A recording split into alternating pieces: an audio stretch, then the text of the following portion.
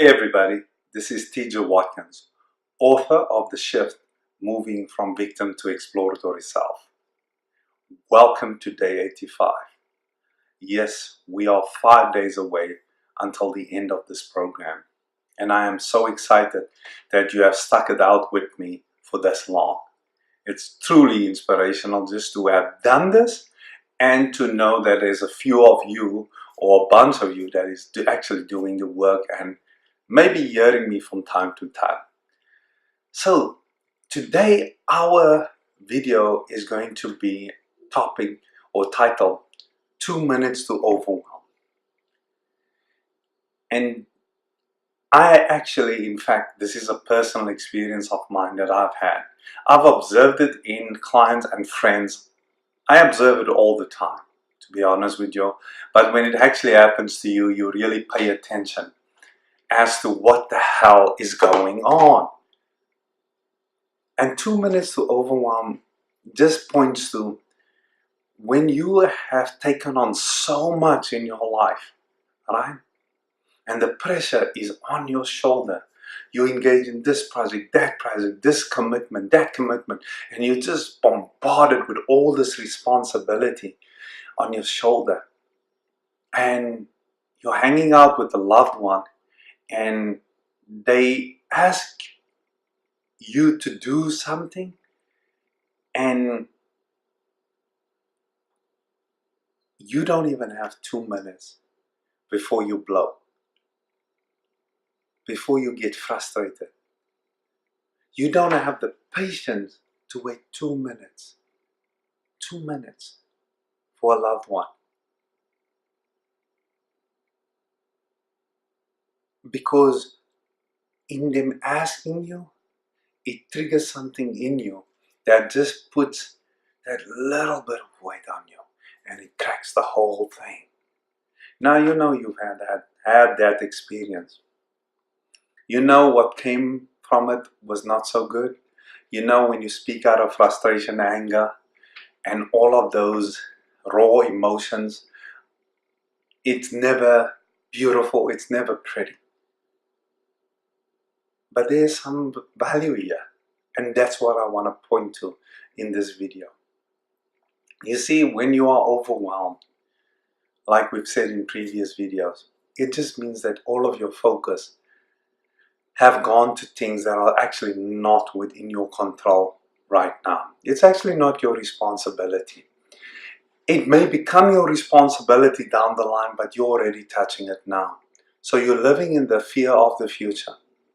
And when you're living in the fear of the future and you make it real in your present, you will react way too soon for things that are still unfolding. You know, it's like a pregnant mom. She just heard that she's pregnant and she starts worrying about, the graduation dress that her daughter was going to wear. She doesn't even know if she's going to have a daughter or a son. Can you see what I mean? When you are worried about something way too soon, you are worrying about something way too long. So we're going to pull this back a little bit.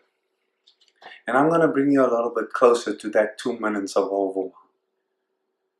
When you are already feeling the pressure in your life right now, you have to find the release valve on that.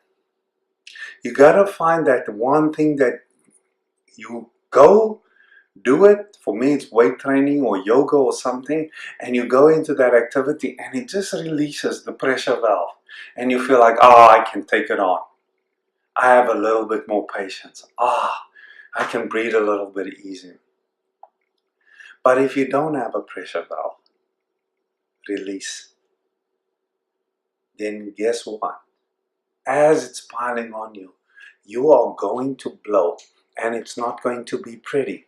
And you blow in two ways. You blow externally, and externally is it's a great display of your anger and your frustration, and you would maybe like to express it that way.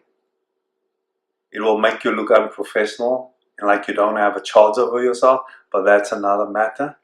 Or you can have an internal implosion, And an internal implosion is a myriad of negative self-dialogue where you are judging yourself. You're stupid, you're a piece of this, a piece of that, and da-da-da-da-da. And you just feel horrible, and it puts you in a kind of a state of depression. That's when you internalize it. So you can either explode and let the world see it, or you can implode, and only you get to see it, but you feel like crap the whole way through. Either way, you're not addressing a problem. You are at the reactionary level of something that is actually controlling you. So a great place to start is to look at all the things in your life right now that has the potential to overwhelm you. And I know a call from your mother, if your relationship is stressed, will put you there.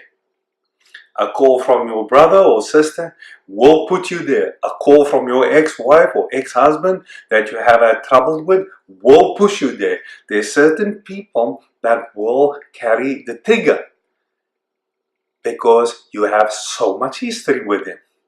Your responsibility is going to be to start unplugging from those reactionary spaces. And you do that by just knowing who you're dealing with. By knowing who you're dealing with, there's no surprises. If you're going to talk to a family member that is going to trigger you, know that it's going to happen and have a game plan. That is a few ways to walk through this 2 minutes to overwhelm. But the best way that I know is to keep yourself calm and solid, is to, the minute someone, when you feel that you are stepping into that overwhelm, to calm down and sit on your hands and just breathe through it. Can you try that? Have a fantastic weekend practicing all this stuff until I see you again next week. Cheers.